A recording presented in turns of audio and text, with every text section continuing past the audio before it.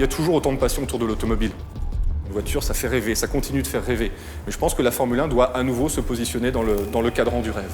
For me, the ZF1 not only represents a step forward in terms of car performance, but it does so in a very efficient way.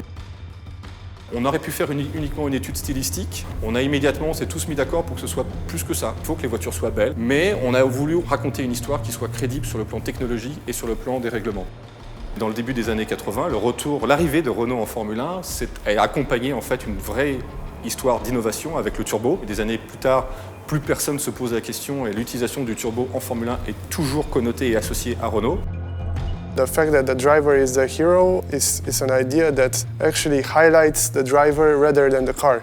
The idea is that the spectators in the future could be able to actually closely see the pilot and the way he's driving and all the motions that he does while he's competing.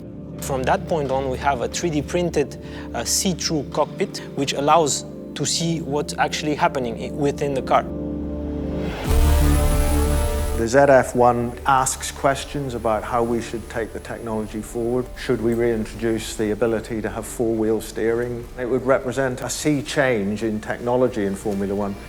C'était une façon pour nous, et c'était le meilleur moment finalement pour nous et pour la Formule 1, d'exprimer notre propre vision et potentiellement de se retrouver avec quelque chose qui sera très proche de ZF1 d'ici 10 ans.